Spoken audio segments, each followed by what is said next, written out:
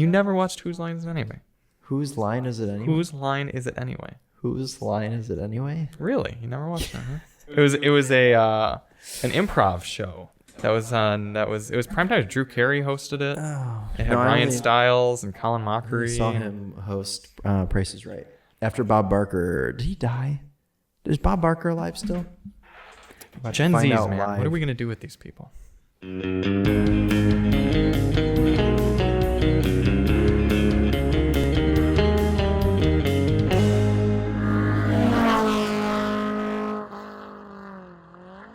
Did you ever have chalkboards in your school, or were you a whiteboard kid? We had whiteboards because I'm not old. Did you have chalkboards?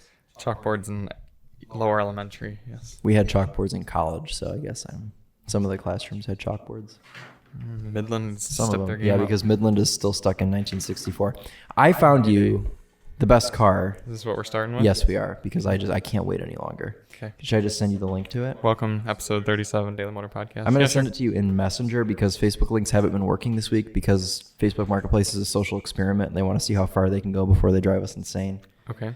So let me just send this to you, Charlie. All right, send it to you on not Messenger. Marketplace. All right.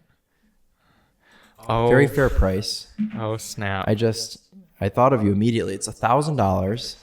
Everyone, if you're listening and you're not actually watching, well, you probably already know what sort of car it is, but it's a 2000 Buick LeSabre, limited, allegedly. I don't know what that means. Charlie could probably walk you through all the different trim levels and what they mean. But it's got some aftermarket wheels. It's a very nice, rare shade of dark blue. Usually you see them in beige. And it looks quite nice for $1,000.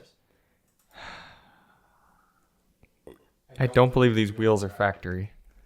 No, they're not. And I don't much care for the blue. Also, no pictures of the interior. That's concerning. Yeah, it's fine. It looks like it has leather, actually. Yeah, the Limited would have leather. There was Limited and Custom. Custom was the base. Oh, Custom was the base. Pulling a Subaru there. Yeah. $1,000 firm. I think it needs brakes or something. It needs a new battery, and it says it has a power steering fluid leak. It's just like Peggy, really. Yeah. That was the air conditioner telling you to purchase it. It is cool. Yeah. Problem is I already have an old This car. would just fit so nicely into your fleet, though, alongside the Town and Country and the Escape Hybrid. All right. If someone gives us a super thanks on this podcast of $1,000, Yeah, then we'll spend it on a I'll Buick go purchase LeSabre. it. Yep.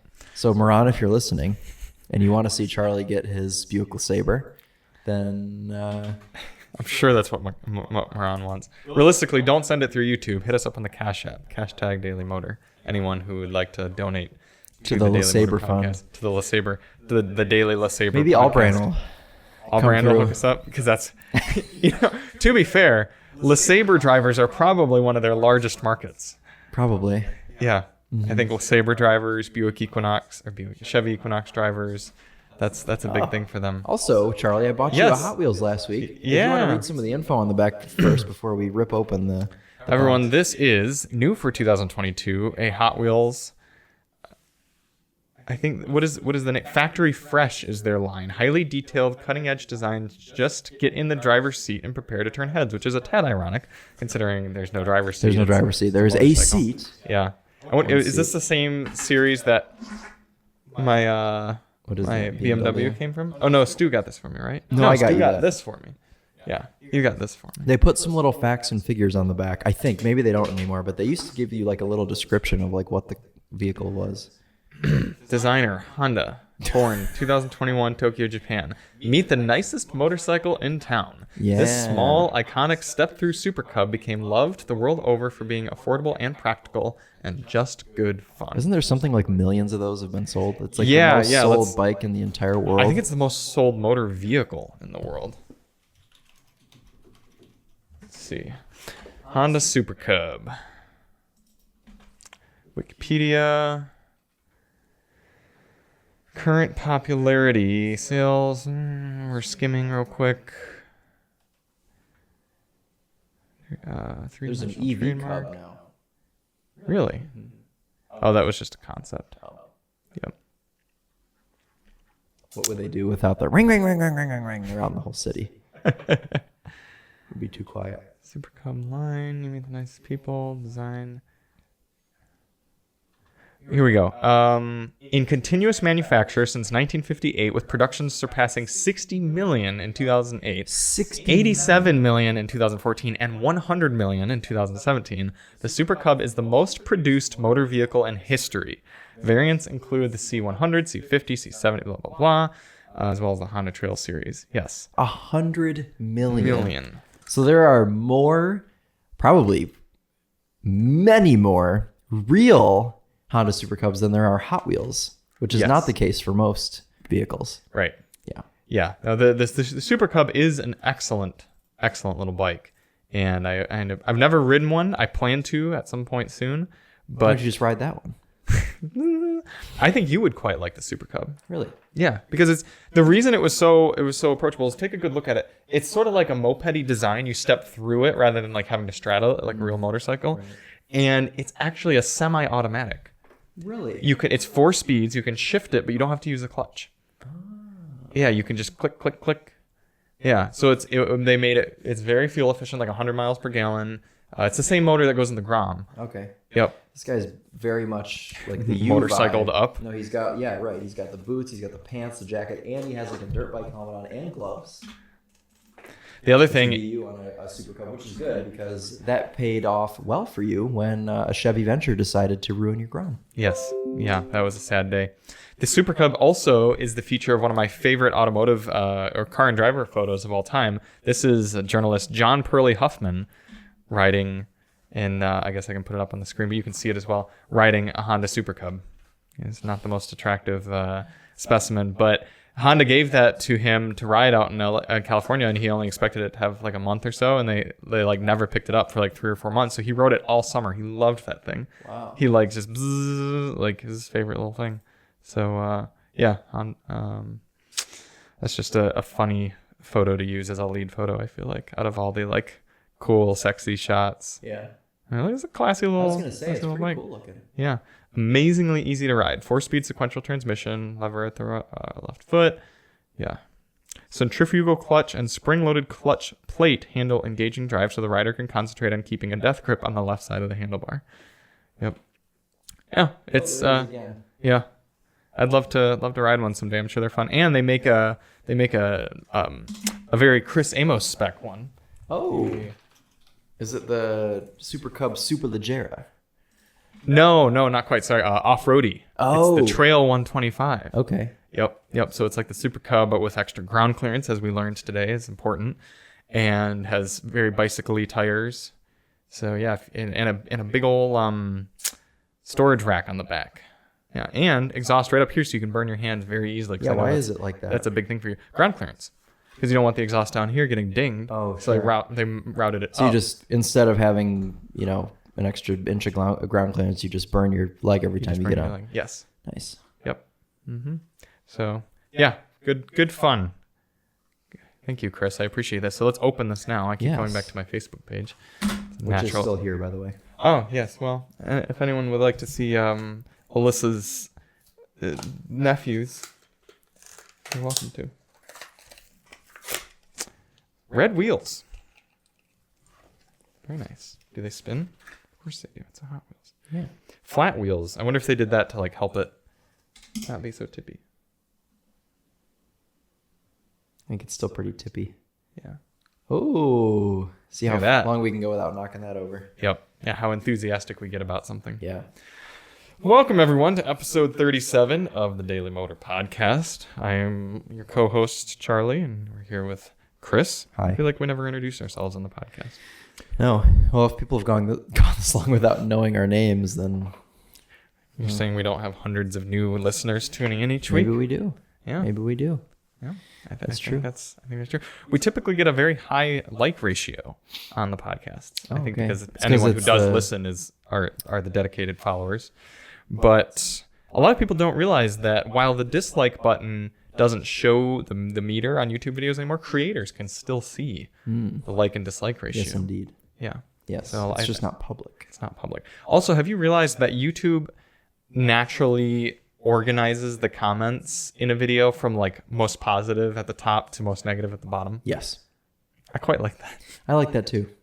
Yeah. Sometimes I'll click on a video and I'm like, oh wow, this guy's got really good feedback on this video, and then I keep scrolling and I'm like, oh, and then it's just like the last like 10 comments are all like, you suck. Well, whatever, like throwing tomatoes. Yep. So yeah.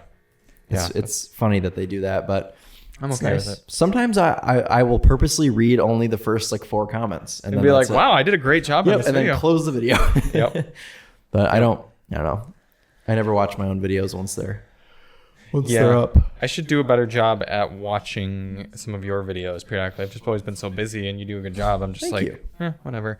Every now and then I'll watch one just to be like, make sure you're. And I still have a very tiny bit of skepticism about your fuel economy tests, because Chris seems to always get these amazing fuel economy results. I'm just a really good driver, and I'm just like, are you drafting too much? Are you like? I'm not drafting. Okay, I'm not drafting. The Kona got similar to the Veloster that you tested last year. Yeah, I know. But there's another car recently that was like, wow, that got really good fuel. I don't know. It's just like, I don't think there were any recently that did really well. The Macan did decently, I think. But I mean, they usually always beat EPA. German cars almost always. Yeah. Japanese cars or Asian cars in general are usually 50-50, and American cars are usually only a quarter beat EPA. Yeah, the Mach 1 got 23 and EPA is 22. So. Yeah, okay. Yeah. Which, again, when you think about it, for a car that aerodynamic, really surprising it didn't do better. Mm-hmm. 23 with a big, like, calm V8. If it was made by BMW, it would have gotten like 40. Yeah, exactly. Well, it is weird to think that like the V8 Chevy truck did nearly 23 miles per gallon. Yeah, it did really well. I tested that, which, if you believe my result, I forgot what it was. It's above 20. Was it? Yeah. I know it was pretty impressive. Mm-hmm. Yeah, there was something else recently that was really impressive. I don't remember what it was. I'm in the process of building a spreadsheet for all our fuel economy tests, which you'll have to start adding to as you edit videos. It's fairly simple. You just fill out just add it to the list and be done. Yep. But I'm just, it's something I wanted to have done months ago and still haven't gotten around to finishing. But I want it to be able to be searchable for the fuel economy enthusiasts, and also for us when we want a quick reference to be like, what did that car get again? Rather than having to bring up the video, you can simply check the spreadsheet. Yeah, that would be pretty nice. Convenient. Yep.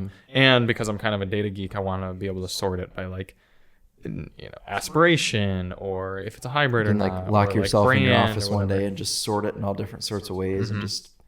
Well, that's why I know that the Asian cars and the German cars and everything do those trends, because at Car and Driver once when it was a slow day, I took all of our data and organized it in those ways. Because I was like, I feel like the German cars always do well, and sure enough, it was 3/4 of them beat EPA, whereas only a quarter of the American cars beat EPA. Yeah. I would want to own a German car for a short period of time, but anything I'd have to own for a long period of time, I'd go Japanese. Yeah, I think that's a pretty popular opinion across most people. Well, I think only most educated people. I think a lot of people are ignorant and don't realize that if you just want a car to work for a while, you got to go Japanese. Yesterday, I told Matthew to buy a $50,000 Bentley Flying Spur. So, wow, I'm not very educated. You're just implying that Matthew's not very educated. No, I'm the one that told him to do it. Because he was like, we were talking yesterday, he's like, because for reference, my friend Matthew drives a Tesla, and Model Y. We were out, Tesla Model Y. And we were out at his lake house yesterday, and he wanted to give myself and my girlfriend a tour of his town that he grew up in, which I've gone on the tour before, but my girlfriend hasn't seen it. Matthew is very much Adrian.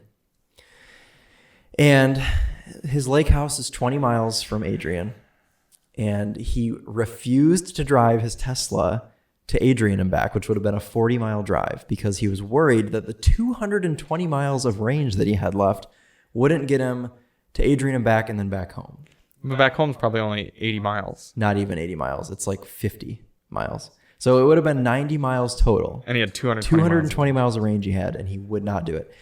So that turned into obviously I gave him shit for it, because I was like, Charlie had a standard range and he used to go all over the place. Yeah. And then I was like, thank you. Yeah, you're welcome. Appreciate it. And I was like, why don't you just get some sort of like a beater gas car? He's like, yeah. He's like, I would love to have some sort of beater, like kind of like nice car that I can just like take to Chicago on a whim and not have to worry about it. And I was like, why don't you get a $50,000 Bentley Flying Spur? Do those exist? Yeah. Wow. Yeah. I was like, you would only need it to work like once a month. I'm sure it would be fine. It's not like you, and that was the thing is like, if you can get away with having a shitty Bentley as a second car, it really wouldn't be that bad, because if it breaks down, then you just, Auto Trader has a check engine light. Wow, that's cute. Yeah. What are we supposed to do now? I don't know. Uses Car Gurus. Car Gurus? Isn't their site like trash? Let's see. Is this who you typically use? No, I usually use Sean Benet. You just, whenever you have a casual interest in a vehicle, you message your friend and be like, how much could I get a Bentley Flying Spur for? All right, Bentley. And then he pulls one out of his ass and he just has it for me. I could see Sean Benet finding a Bentley Flying Spur for you. Well, Sean and I Technically always give Matthew shit for never buying a car, because those are all very new and expensive. 85's not too bad. We need like a 2012 or yeah. Would he want a W12? Are they all W12s? No, they made a V8. No, they right? did a V8 one, yeah. So this That's one, only 75 grand. 75 grand. It's in Illinois. It's pretty nice. It's all-wheel drive. It's a nice dark blue. Does it have tan interior? Let's see. Yeah, for those of you who don't know, Matthew insists upon a tan steering We should wheel. get Matthew here on the podcast one day. I think he would be really good. I think you'd have fun. Oh, it is I'm tan, seeing but I tan. think the steering wheel's I think the black, steering wheel's which black, is yeah. unfortunate. God, this is a great car. That is a beautiful car. Holy crap. Is the Flying Spur built in the same platform as the A8? Or is that just the Continental? I don't know. Okay. Oh, it does have a tan steering There's wheel. tan on the steering wheel. Does Can that you send count? me that? I'm about to send that in our group chat and be Sure. like, buy this. It's wood too. Tan and wood. It's a 2014 W12. How many miles on it? Let's see if we can see. 56,000 miles. That seems like a fairly good amount. It'll That you probably wouldn't be quite reliable. It's a 14. you wouldn't feel bad about putting miles on it because it's already got miles. It's somewhat modern. Yeah. That shifter is from the early 2000s, but it works. It's Heated effective. and cooled seats. Yeah, not bad. 2 screens, and clearly none of those will go bad. I'm sure they're very comfortable seats. Yeah, all right. I will. Just send it to me on Messenger. Ultimo Motors East. That's a little sketchy. Does The it dealer rating is 4.5 stars though out of 29 does it have a reviews. clean title? Did we look at that? It's got to.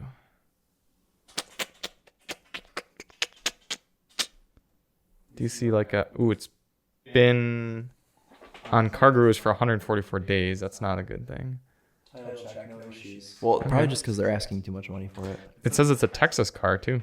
Clean Carfax Texas sedan. Dark sapphire metallic with dark bourbon leather. Bourbon. Bourbon. That's a good color to have. Bourbon. Let's Google these guys real quick. See what the Google results are. 4.5 stars out of 457 reviews. Where's it West? looks like a legitimate ass dealership though. Like it's a big. Yeah. Oh yeah. This seems like a proper place to buy a Bentley. Yeah, I would say so. Mm-hmm. Where is that? Westmont directions. Oh, it's like Chicago suburbs. It seems like it would be, yeah. Yeah. Seems like a good place to buy a Bentley. Yep. Cool. So, hey, when you guys are out in Chicago this weekend, Matthew could pick up come that home. Flying with us. Spur. Yeah, you could drive his Tesla back, and then... Oh, do you think we're taking a Tesla out there? oh, yeah, think you're right. he's He wouldn't taking even Tesla? drive it to Adrian. No. and back. He won't even. I'm surprised he ever even drove it to Midland. He drove it to Midland a couple times, and I'm shocked that he did that. All right, I'm going to Facebook this to you, and then we're going to stop showing the viewers my Facebook page. Yeah, he's taking his dad's Buick out to Chicago. You're gonna love what sort of Buick it is too. I know. I already know. Why? The guy... Matthew, I know you're listening. Someone is coming to bring the Ioniq 5 right now. Oh. Are the keys in the Kona? Yes. I think you left them in there. Yeah. In the So if you're listening right now live somehow and you'd like to come steal a Kona N or an Integra. or an Integra, are they taking the Integra also? It should be. Yep. Yep. And also pick up the Integra. Yep, they are. They're gonna show Excellent. up at Chris's and be like, "Where's the Integra?" Yeah. No, I gave them plenty of heads up. Oh, the Cub fell. What Cub? The Cub. The Cub? Oh no! Oh, we didn't make it too far into the podcast. We're gonna put it on the Hummer. Hey, that worked surprisingly well. This week is a busy week at Daily Motor headquarters because Chris and I are going to be driving the new Hyundai Palisade tomorrow. Mm-hmm. Have you spent time in the Palisade?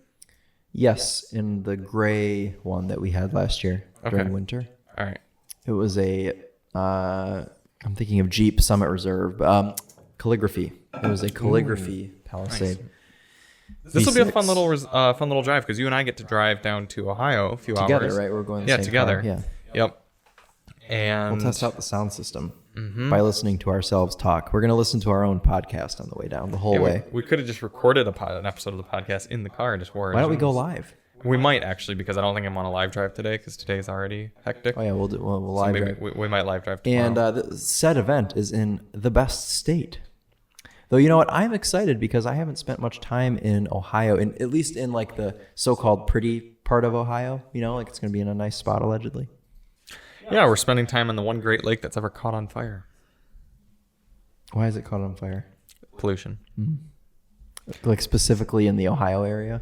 It was the Cuyahoga River that comes out of Cleveland. Oh, okay. And goes into Lake Erie. So, they polluted it so badly in like the 70s that it caught on fire and burned for like a few days. Because how do you put out a fire that's on water? You don't add more water. Add more chemicals. Yeah. It's let's see here. How do you spell Cuyahoga? C-U-Y. Let's start with this. Cuyahoga National Park, and then we'll erase that. River fire. Oh, did it catch on fire again in 2020? It did. Interesting. 51 years later, the Cuyahoga River burns again. It's a very dramatic black and white photo there. Yeah, that was. They should really ought to colorize that because it would look much worse. But you can see how badly it was on fire.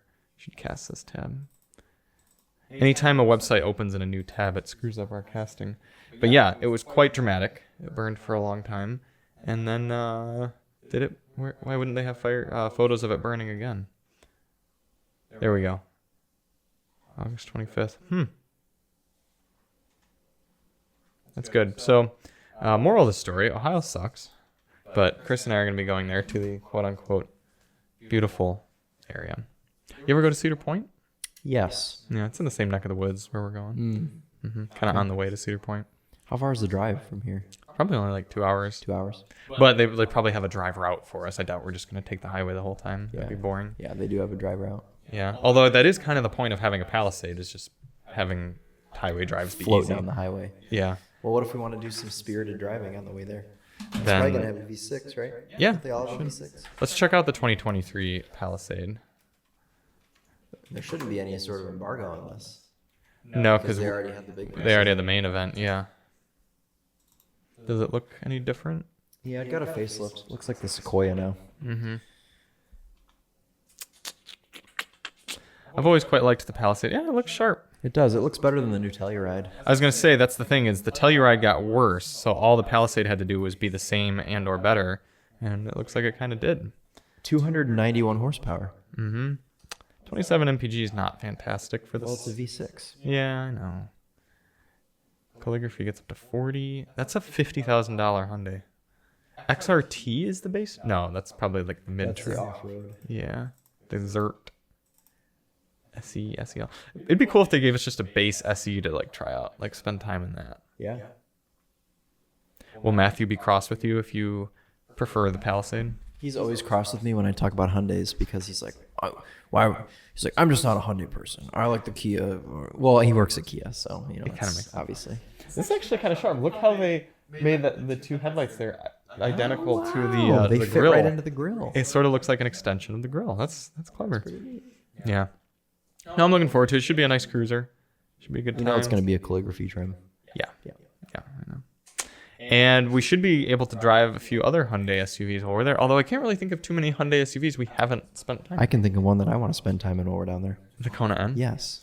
Great transition, because this week we did have a Kona N here at Daily Motor headquarters, and I was think it's fabulous. safe to say in our top 4 best cars for 2022. Yes, 100%. Yeah, it's an excellent little package, well priced. What, like 36 grand, 35? Starts maybe? at 34.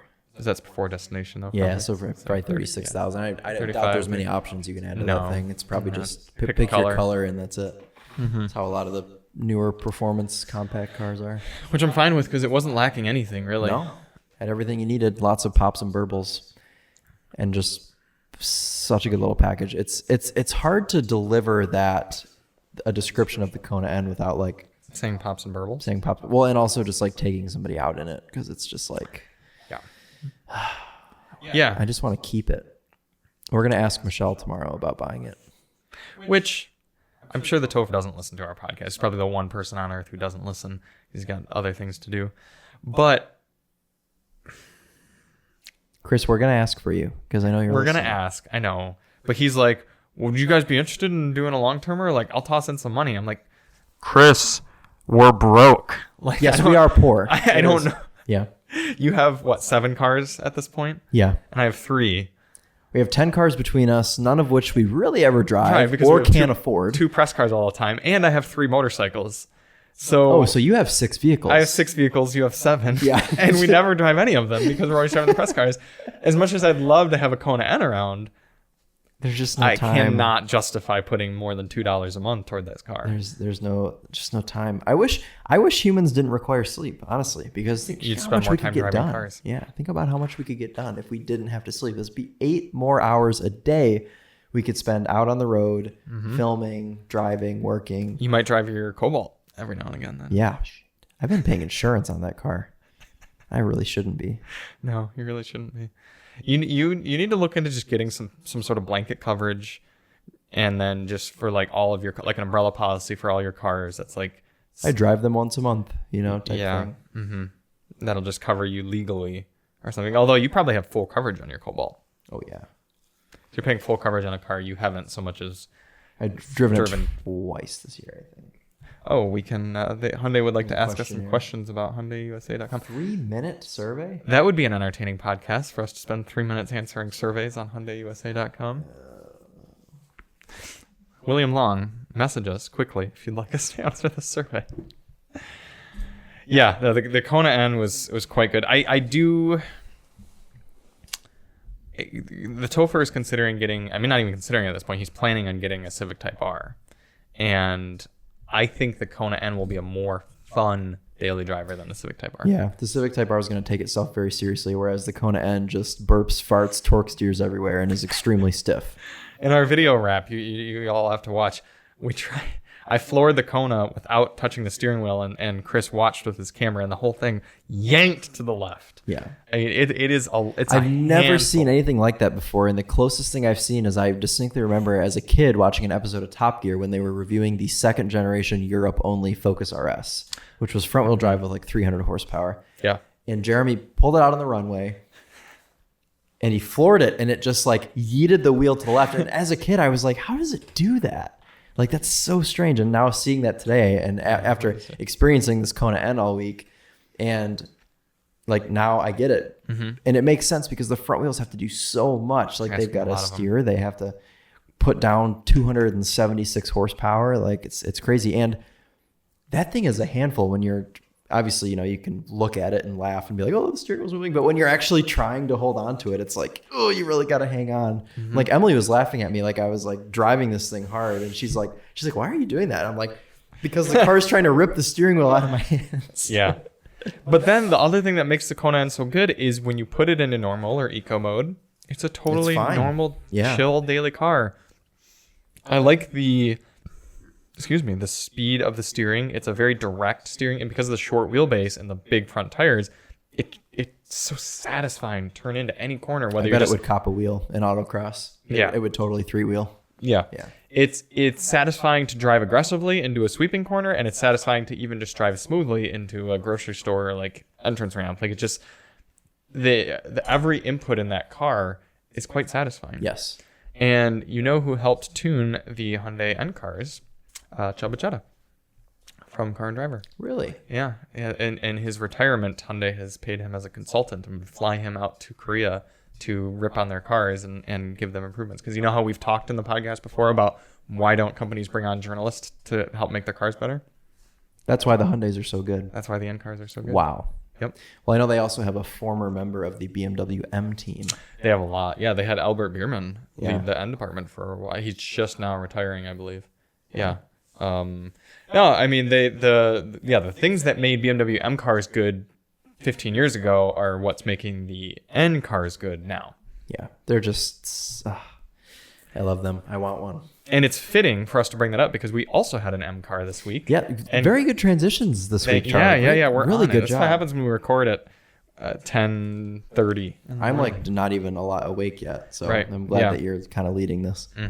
Yeah, we also had an M car, and we hardly drove it. I think that is the most telling description between probably put like M and N. We probably put like 50 miles on it. No, we probably put more than that. Somehow we put more because it was nearly empty. The gas tank was nearly empty. I think. Could someone have siphoned gas? We should have checked the odometer. Because let's think about this for a moment. I did the day drive, and I did the sound test, and I didn't really rip on it. Well, I mean, I obviously ripped on it for the day drive, but that's 20 miles total. Okay, like maybe it was down above a quarter. Hospital and back, which was probably also 20 miles. Yep. I drove it to dinner and back once also. That was only to downtown Ann Arbor. That's another 20 I don't think or 30 it ever. miles. Yeah. Okay. So I probably drove it 40 miles. Total. And I probably drove it 20. Okay. So we put 60 miles on it. I think someone siphoned our fuel. But how would they have gotten into it? Because the fuel door locks when the car's locked, and the car was out there locked the whole time. Touche. Do you think it just got that poor fuel economy over 60 miles that it took 3/4 of a tank? I feel like that's hardly possible because it took like 10 gallons this morning. Maybe they delivered it. Get like They may have delivered it to us on 3/4, and it may just have not shown. Because you know how BMW fuel gauges, they're very little at the top and they're very little at the bottom, but the middle of it is like big. What day did you shoot your night drive? It was over the weekend, wasn't it? No, it was way earlier this week. I did. When did you shoot your infotainment? You probably didn't shoot infotainment on this car, did you? No. Oh no, we did. No, I didn't do an infotainment. Or did I? We talked about you doing it. I didn't because we were like X3 owners are going to need to know how to use their infotainment. Yeah, you put a question mark up there though, and I don't think I did it. Okay, fair enough. I don't think I did it. That's all we have to say about the X3M is that maybe we had our fuel stolen. Yeah, right. But either way, it was a very impressive car, and I could see why people would want to drive one. But you and I have spent a little bit of time both here and out in California in the X3M. It's just like I just have no desire. We have no desire. That's why I spent my whole week in the Kona N because that's really saying something. We both prefer to spend time in a Hyundai over a. That costs half as much. I honestly feel like I would have spent time in the Kona N over most M cars, to be honest, unless we had something that I haven't driven yet, like an M8. Yeah. Or like an X5M. Well, you remember how we... That's interesting looking. Oh, the new X1. We need to get that. That is ugly. But again, better to be ugly than boring. That we recently had the opportunity to have an M3 competition X-Drive, and I was like, meh. Well, we drove the M4 X-Drive. Yeah. It's very fast. And it's nauseatingly fast. Here's the thing y'all have to understand. Expensive cars, fast cars, doesn't translate to fun cars. And there are a lot of times in life that you'd have more enjoyment daily driving or regularly driving or whatever, a cheaper vehicle, because it adds an element of lightheartedness to it. You're not quite as concerned. Chris can go to a restaurant and not feel like he has to park very far away to make sure no one dings it, or that you're going to curb a wheel and it's going to be $1,200 to replace. I mean, that's part of the reason the Kona N is so much fun. Yeah, 30 grand. 30. Chris could total that car and be like, well, here you go, Hyundai. Like, I'll have a loan payment on a car that I don't own for a few years. Like, boo. It wouldn't like entirely bankrupt. Hopefully you. the insurance would cover it. Yes, obviously insurance would cover it. But like worst case scenario, if Hyundai was like, you did this, our insurance isn't covering it, and if State Farm was like, screw you, we're not covering it either, you'd be like, at least I'm not like, poor for the rest of my life. Whereas a BMW, I mean, this X3M would be much, much worse, obviously. Yes, and it would get progressively worse with every other M product. I think the only M product I'd be more interested in driving would probably be the M2. Which doesn't exist yet. Right. Exactly. Yeah. But let's go back. I am curious. Is there an X3M without the competition? Yeah. They're all X3M. You have to add the competition package for $7,000. $7,000. Yeah, but you do get 30 extra horsepower. That is important. You don't get extra torque. You just horsepower. Does it just rev higher or something? I don't know. So here are all the M's right now. M3 sedan, M3 competition sedan, M3 competition X-Drive sedan, M4 coupe, M4 competition coupe, M4 competition X-Drive coupe, M4 competition X-Drive convertible. This is like a Porsche lineup. It really is. M5 sedan, M8 competition coupe, M8 competition convertible, M8 competition grand coupe, X3M sports activity vehicle, X4M sports activity coupe, X5M sports activity vehicle, X6M sports activity coupe. What's the worst one? Probably the X4 or the X6. The X6M sports activity coupe is not great, but I think M4 competition X-Drive convertible is probably the worst mouthful. Which that was a car that we had that I liked that car. Yeah, it was too we had it good the, though. At the DM rally. You're right, it was quite good. It was very good and almost too good. So this starts at $72,000 for the, well, really 74 after destination. 79 would be the what you call it, the competition. So it's an option. You can get Sao Paulo yellow on the X3. Mm-hmm. Oh, Sao Paulo yellow is that hideous highlighter color, isn't it? Yeah, I thought it was the darker yellow. Competition package. Experience pure high performance and ultimate motorsport feel with the specially developed competition package. Exactly what you need in a with 30 in an off-roader. Additional horsepower. The competition package allows for even more dynamic driving, delivers faster acceleration, and a bunch of other crap. So actually, I feel like an X3M non-competition might kind of be a cool car. Because then I bet you the ride's a little smoother, the tuning might be a little bit more calm. It might not be the worst thing in the world. Yeah. You have anything else to say about the X3? No. Okay. The taillights are growing on me. Good. When you look at it this way, it looks like it doesn't have wheels. It looks like it's just floating. The third car. Technically, we actually kind of had 4 cars at DMHQ this week. That's true, but we didn't. Well, I guess you filmed the one. I didn't even. I drove it didn't for 20 end up minutes. filming the tag. You didn't? No, I should have, but I didn't feel like working yesterday. Daily Motor top tip. If you don't feel like working on a work. holiday, don't work. Third car we had was the Mustang Mach 1. Admittedly, I liked it more than I expected It to. was a lot of fun. It's a lot of fun. The tough thing with the Mustangs is twofold for me. One, the power is all up at the top of the torque of the rev range, so you really got to work for it, and it's a smooth power. So this 5-liter revs very high for a production engine like that large. But you got to work for it. You can't just come out of a corner in third gear and just map throttle and really pull away. It's really 7,000 RPM to 7,400 RPM is when you have peak power. And you got embarrassed by... Oh, God. Okay, here's a good story for the podcast. I was merging onto the highway, and it's one of the merges where you start from a red light. And it was me in the Mustang Mach 1, and like a couple cars behind me, there was an Audi, what I believe to be an A8, big body Audi sedan.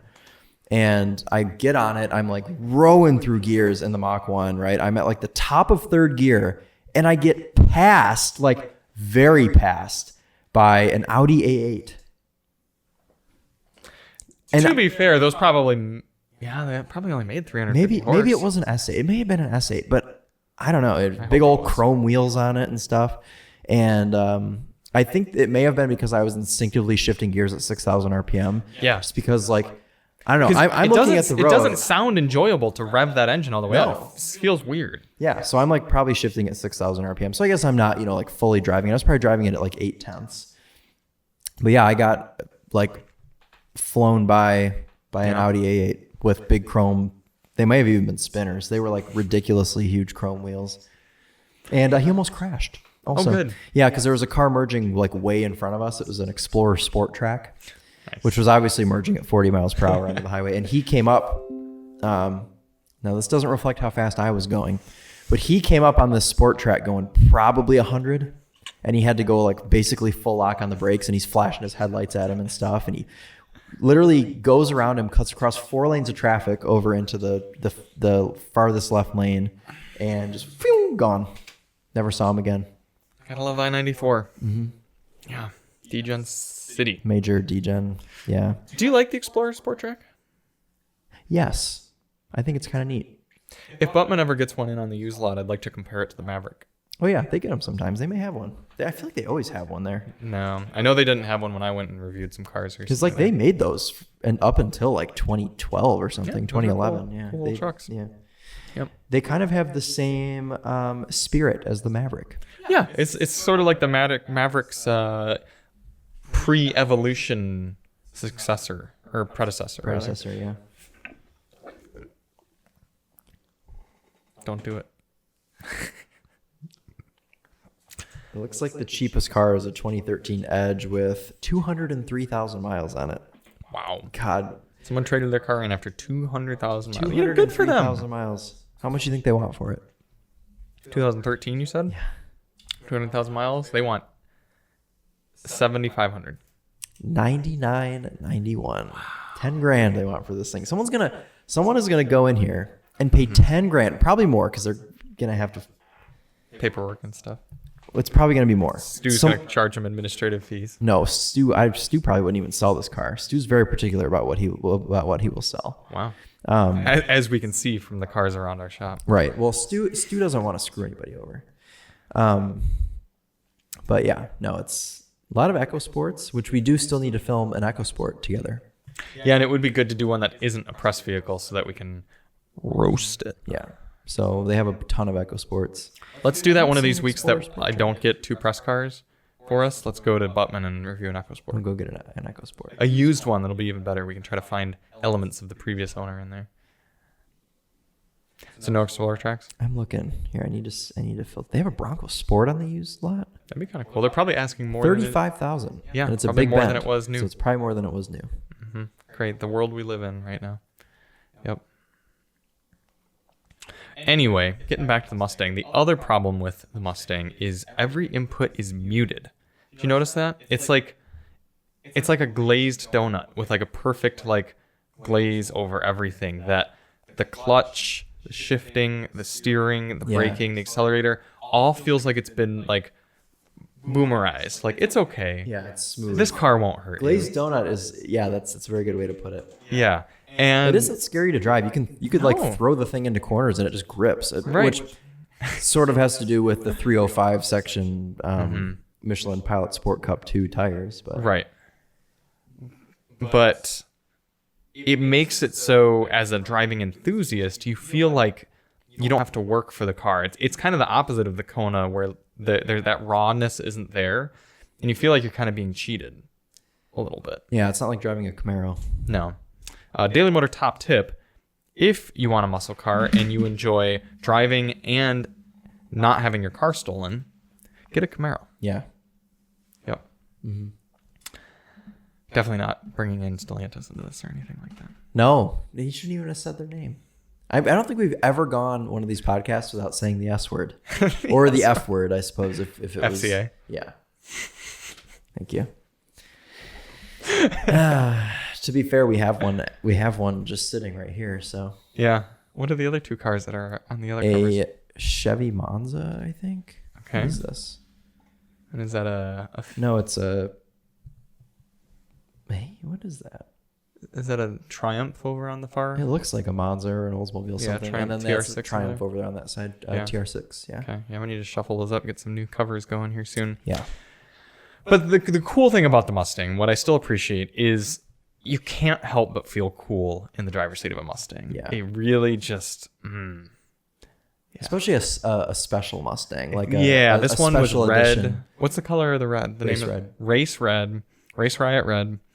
And it's got the Mach 1 font, which we know I'm a big fan of the fonts. He likes font. Yep. And it does it for me. The colors kind of work. Everything. I've only seen Mach 1s in gray. And Fighter Jet gray. I was over those. Yeah. But the red does it for me. Mm-hmm. The one I drove at the Ford press event was highlighter yellow.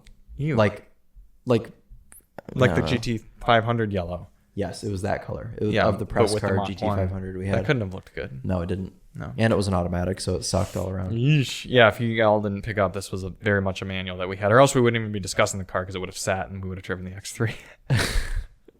I don't know about that. Yeah. No, the Mustang's still cool. And remarkably, it doesn't feel that dated yet. That's the cool thing about Mustangs is you care more about the world around you than you do. Like, you're not concerned about the interior. It feels bits. a little dated. It still has Sync 3. Yeah. Yeah, Sync 3, which I think came out in 2015. Yeah. But they've updated it. It runs quite a bit smoother now. Yeah. Yeah. No, I mean, I think Ford has been listening to us because the last couple Fords that we've had, the infotainment systems have been decently smooth. Like even on the Lightning, it lagged a little bit, but it was better than I remembered that system being in the Expedition. Yeah. Well, we know manufacturers listen to us. Mm-hmm. Yeah. Good ideas. Soon we're going to see an announcement for a Harley Davidson Lightning, and then we're going to have to sue Ford. Oh, yeah. Mm-hmm. Yeah, we have it documented. They've got on the podcast. with in-bed charger for your electric Harley Davidson motorcycle. Yeah. And bed mounts and everything. Mm-hmm. Yeah, if they literally sold it with like a wheel chock in the front and like the charging adapter right in there, genius. I apologize. I'm having some hungry burps. Excuse me. That was Chris. You can edit that out. You can edit that out? Mm-hmm. We'll see. Okay. I'm the one who edits the podcasts. Third car we had at Daily Motor headquarters this week, fourth car, was the Acura Integra. 6-speed manual. 6-speed manual. A-spec. And the Topher described that car excellently when he was first giving it to us. It's like the Civic Si in nice clothing. Yes. I actually quite like the look of the Integra in person. I think the taillights look really nice. Headlights just kind of look like an Acura, but that's fine. Interesting point. Acura's infotainment system works so much better as a touchscreen. Really? Yeah, because in all the other Acuras you have to do the stupid touchpad. The double-sided touchpad. Yeah, and the touchscreen works so well. Just swipe, click. What a concept. However, I decided I would not have the Integra. Oh, okay. Tell us about why you think that. Because I'm still young. And to be more scientific about it, the negatives of the Civic still carry over to the Integra.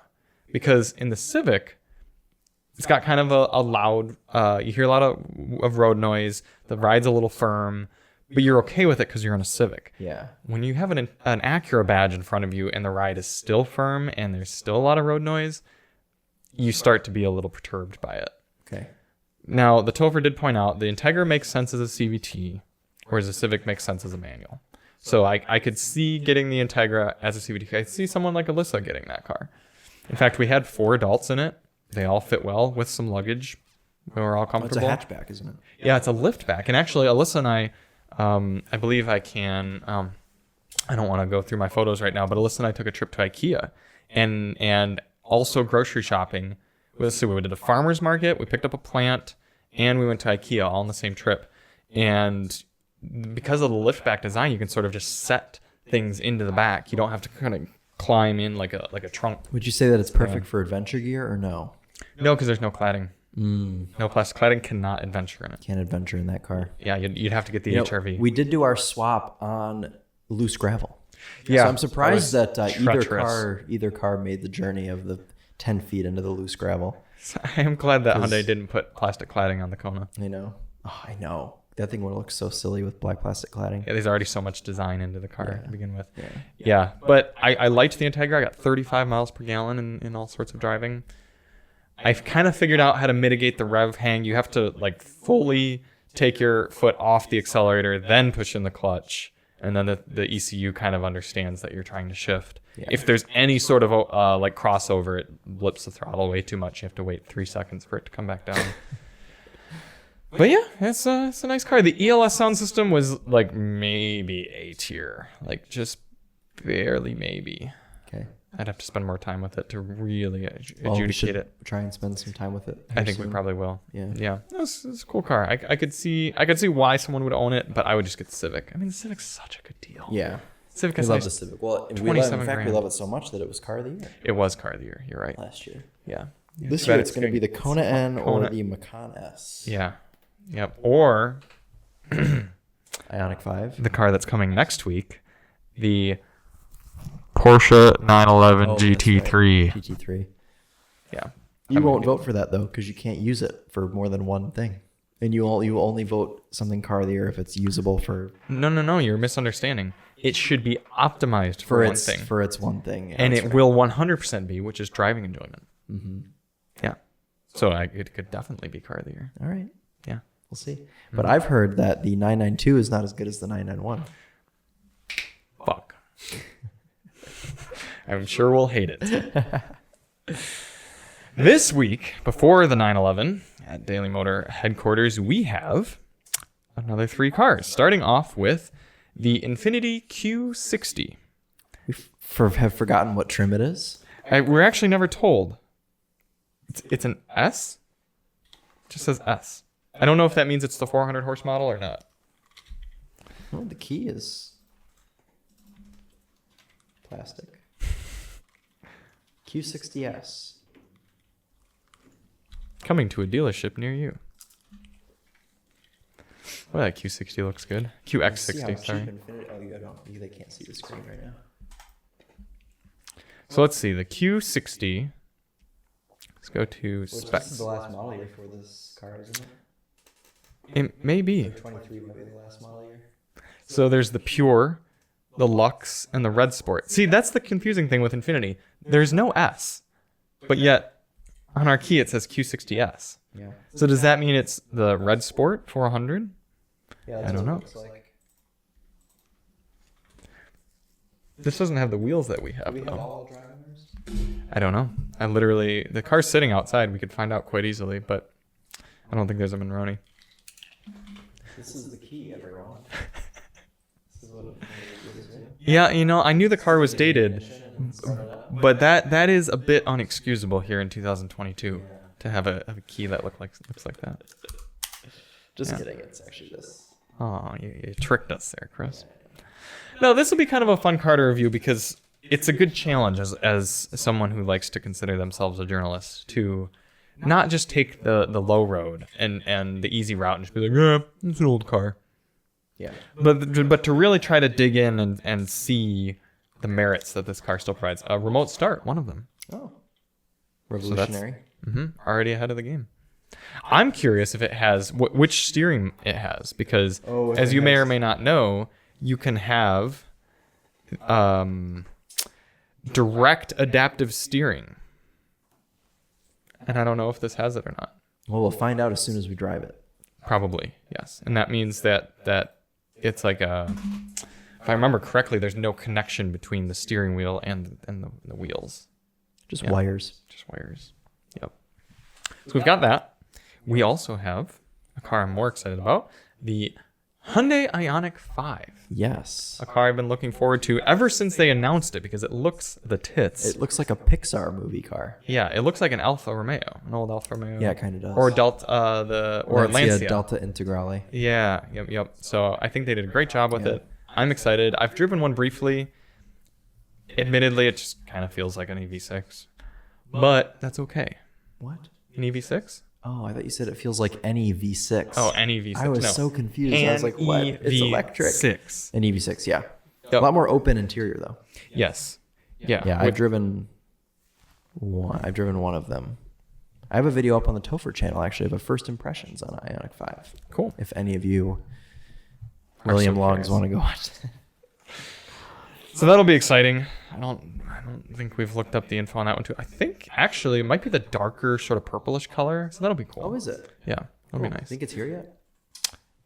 No, but probably pretty soon. Then the third car, arguably the most exciting, Definitely the most exciting. I can't wait. and probably more douchebaggy than the X3 M Competition, is the Ford Bronco Raptor. Yes. And for those of you who have not witnessed a Bronco Raptor in person, they're ginormous. I saw one for the first time a few weeks ago, driving behind it on the road, and it was just the most hilarious sight. It was like driving next to a CRV, and it looked like it could just eat the CRV and poop it out the exhaust.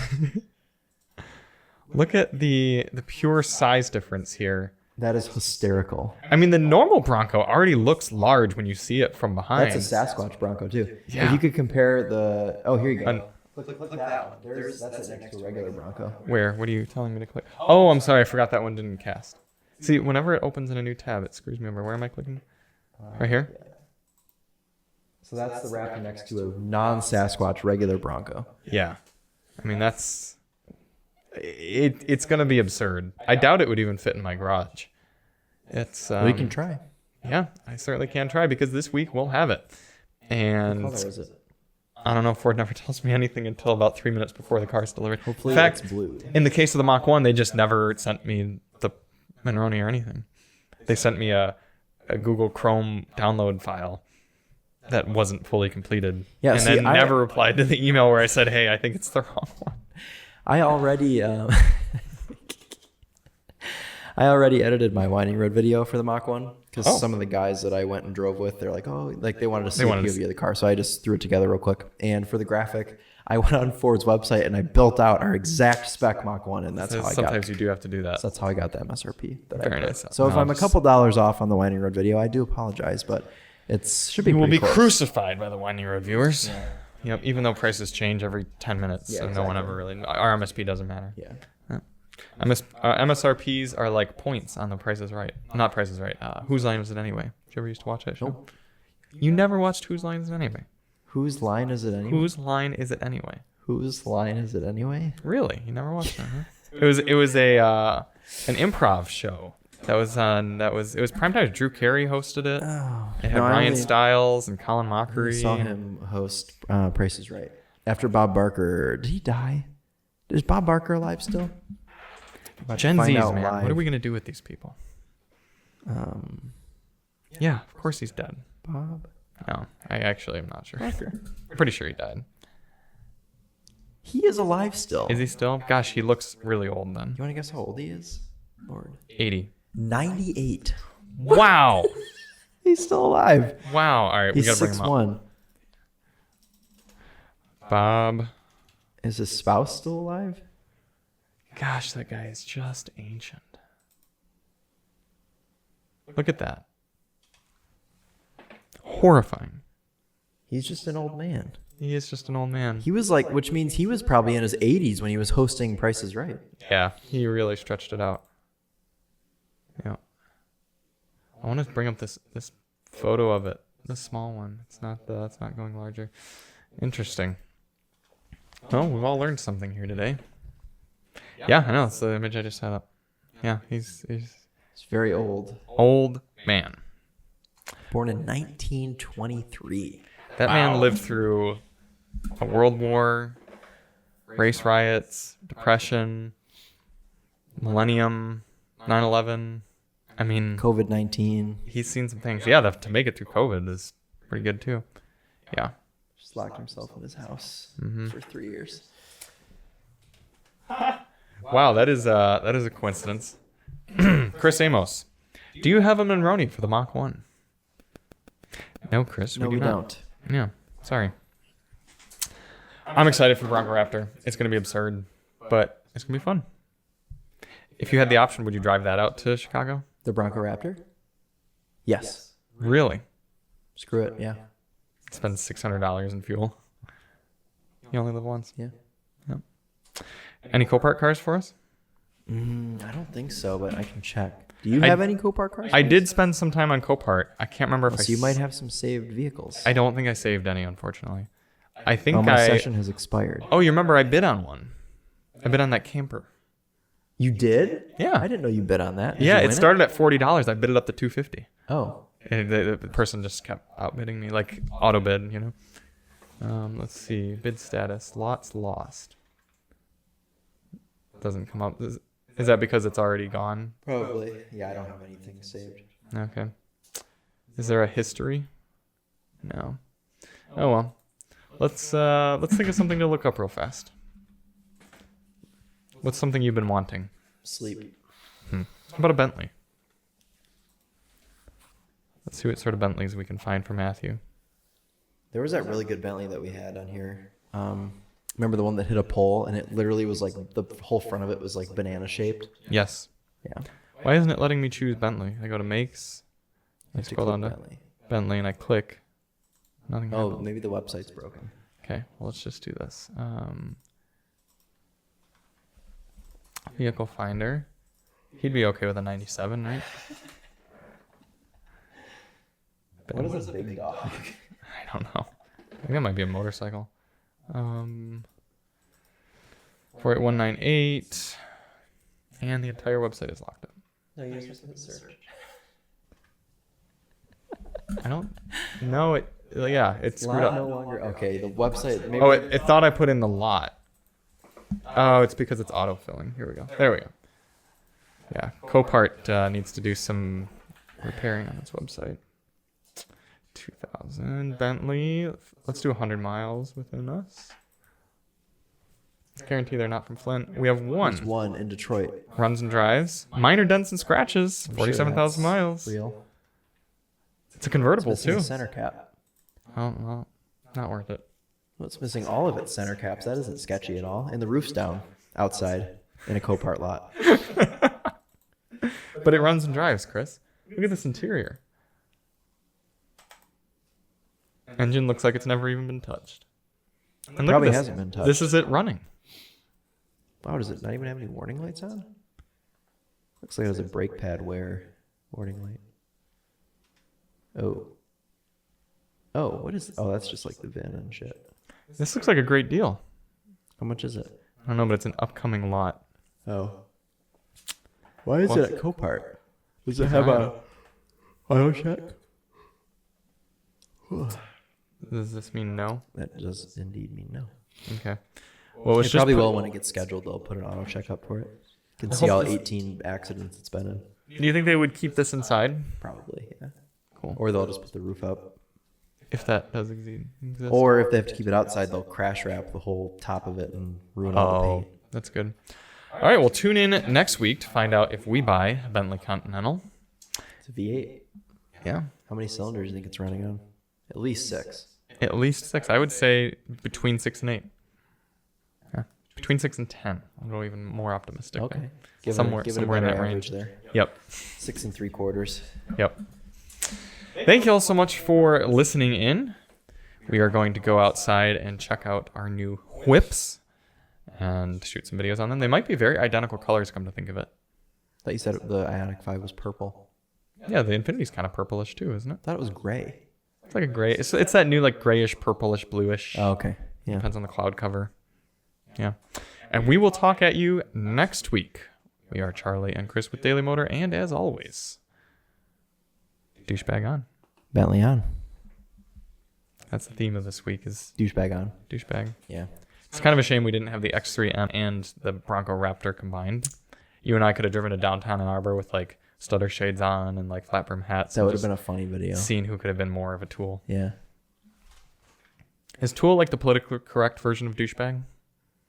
Like to say that? I think you could say that. I don't think there's any politically correct word for anything Knob. anymore. Huh? Knob. Knob. Nobba.